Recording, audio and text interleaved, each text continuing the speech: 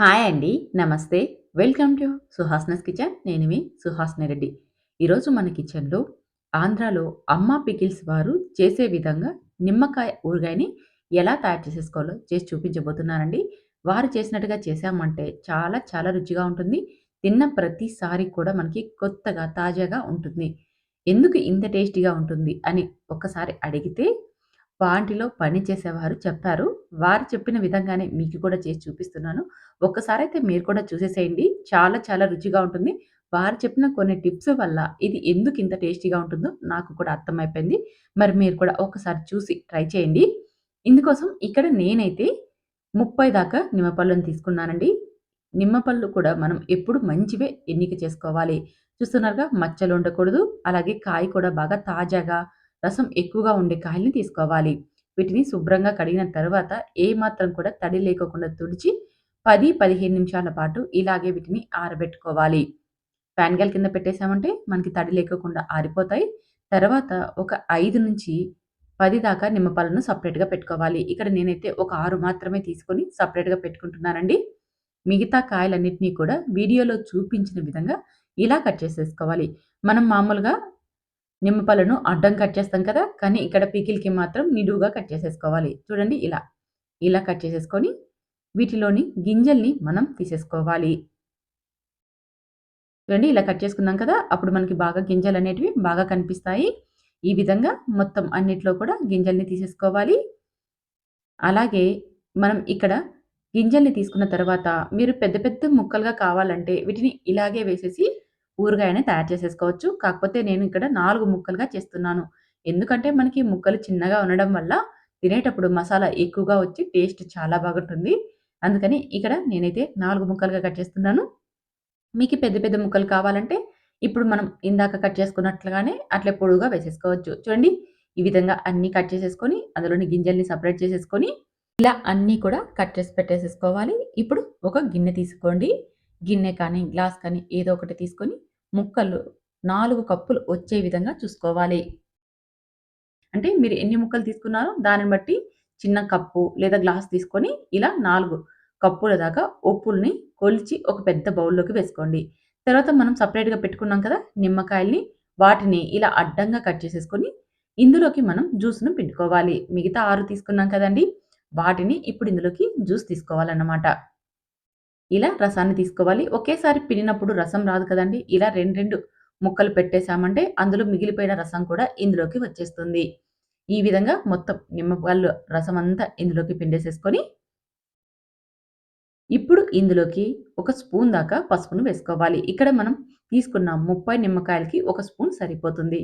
అలాగే మనం ఏ కప్పుతో అయితే నిమ్మ ఉప్పుల్ని కొలత తీసుకున్నామో, అదే కప్పుతో ఒక కప్పు ఉప్పును వేసుకోవాలి. అది కూడా నైస్ ఉప్పును వేసుకోవాలి.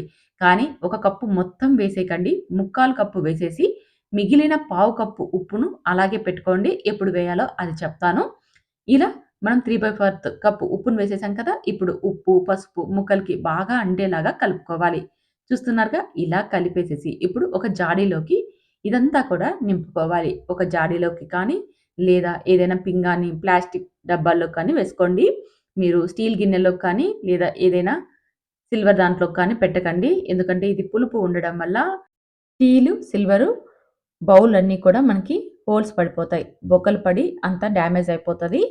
మీరిలాంటి పింగాణి కానీ, లేదా గాజు జాడీల్లో కానీ స్టోర్ చేసేసుకోండి. ఇలా స్టోర్ చేసేసుకొని, రెండో రోజు మళ్ళీ ఇదంతా బాగా కలిసేలాగా కలుపుకోవాలి. అంటే మనం ఈరోజు ముక్కల్ని కట్ చేసాం కదా!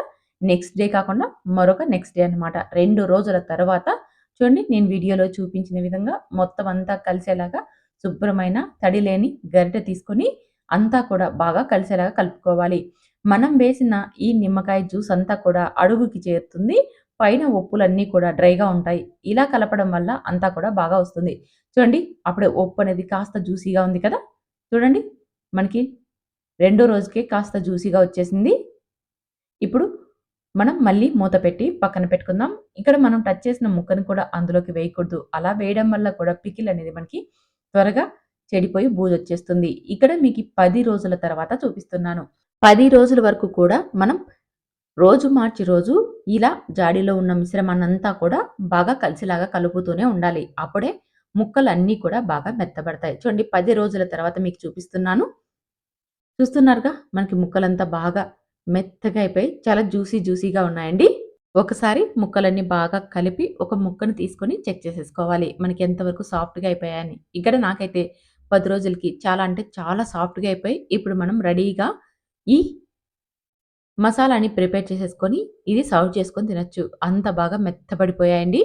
మీరు ఇలా ఒకరోజు మార్చి, ఒకరోజు ముక్కల్ని బాగా కలుపుతూ ఉన్నారనుకోండి, 10 రోజులకి ముక్కలన్నీ కూడా బాగా మెత్తబడిపోతాయి.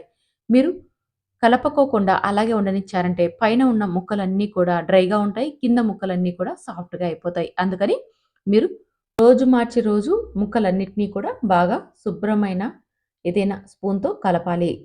చూడండి ఇక్కడ మనకి ఎంత కావాలో అంత ముక్కల్ని ఒక బౌల్‌లోకి సెపరేట్‌గా తీసేసుకోండి.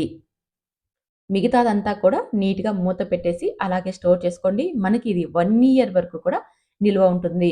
ఇలా మనం ఎప్పుడూ కూడా శుభ్రమైన స్పూన్ పెట్టేసేసి తీసుకున్నామనుకోండి, పికిల్ అనేది 1 ఇయర్ దాకా మనకి పాడవకుండా ఉంటుంది. ఇప్పుడు మనం తీసుకున్న ముక్కలకి సరిపడా పోపును ప్రిపేర్ చేసుకుందాం. ఇందుకోసం స్టవ్ మీద పెనం పెట్టుకొని అందులోకి ఒక పావు కప్పు నూనెను వేసేసుకోండి. ముక్కలు తీసుకున్నాం కదా! అదే బౌల్‌తో ఒక పావు కప్పు నూనెను వేసుకోండి. ఉద్దిపప్పు, శనగపప్పు, ఆవాలు అలాగే కచ్చా పచ్చగా దంచిన 5 లేదా 6 వెల్లుల్లి రెబ్బల్ని వేసుకోండి. వెల్లుల్లి రెబ్బలనేది పూర్తిగా ఆప్షనల్. వేసుకుంటే ఆ ఫ్లేవర్ బావుంటుంది. అంతేకాకుండా హెల్తీ కూడా. ఇలా పోపంతా బాగా ఫ్రై అయిపోయిన తర్వాత కొద్దిగా కరివేపాకును వేసేసుకొని స్టవ్ మీద నుంచి దించేసేసుకోండి. పోపు బాగా ఫ్రై అయిపోయింది కదా! అలాగే ఇంగువను కూడా వేసుకోండి. ఇంగువ చెప్పడం మర్చిపోయాను. ఖచ్చితంగా ఇంగువను వేసుకున్నామంటే మనకి చాలా రుచిగా ఉంటుంది. ఇప్పుడు మనం తీసుకున్న ముక్కలకి సరిపడా కారాన్ని వేసుకోవాలి. నేనైతే ఇక్కడ స్పైసీ చిల్లీ పౌడర్‌ని, అలాగే కాశ్మీరీ చిల్లీ పౌడర్‌ని కూడా వేస్తున్నాను. మంచి రంగు రావడం కోసం ఇక్కడ కాశ్మీరీ రెడ్ చిల్లీ పౌడర్‌ని వేశాను. అలాగే గుంటూరు కారాన్ని కూడా వేసేసాను. ఇలా 2 స్పూన్ల దాకా వేస్తున్నాను. మీరు కావాలంటే మీరు స్పైసీని బట్టి చిల్లీ పౌడర్‌ని యాడ్ చేసుకోండి. అలాగే ఇక్కడ మరొక పావు టీ స్పూన్ ఉప్పును కూడా వేశాను. మనం నిమ్మకాయ ముక్కలకి ఉప్పు కలిపి పెట్టాం కదా! ఇప్పుడు చూసుకొని వేసుకోండి. మనకి ఎక్కువగా పట్టదు. ఒక పావు టీ స్పూన్ అయితే సరిపోతుంది. ఇలా వేసేసి ఇదంతా బాగా కలిసేలాగా కలుపుకున్న తరువాత మనకి ఆయిల్ బాగా చల్లబడ్డాక అప్పుడు ఒక పావు టీ స్పూన్ ఆవాలు, మెంతి పిండిని వేసేసుకోవాలి. ఇలా వేసేసి ఒకసారి కలిపి ఇప్పుడు ముక్కల్ని ఇందులోకి వేసేసుకొని కలుపుకోవాలి. చూడండి ఎంత జ్యూసీగా వచ్చిందో. మీకి వీడియో స్టార్టింగ్‌లో చెప్పాను కదా! అమ్మ వాళ్ళ పికిల్స్ సీక్రెట్ ఏమంటే ఇదే. వారు ఉప్పుల్ని పసుపు, ఉప్పు కలిపి స్టోర్ చేసేస్తారు. ఎప్పుడు ఆర్డర్స్ వస్తే అప్పుడు వాళ్ళు ఇలా ఫ్రెష్‌గా పోపును పెట్టేసి సర్వ్ చేస్తారు. అందుకే ఎప్పుడు కూడా పికిల్ అనేది చాలా చాలా ఫ్రెష్‌గా ఉంటుంది. చాలా టేస్టీగా ఉంటుంది.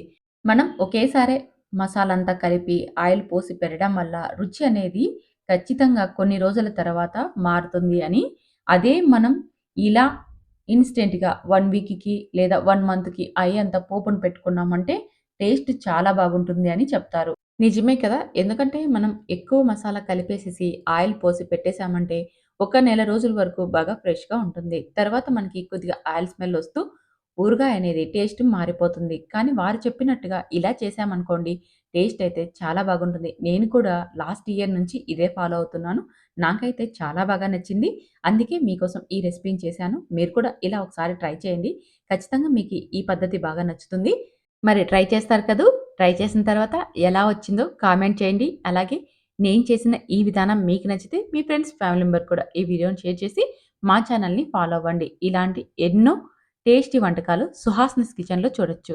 Thank you for watching.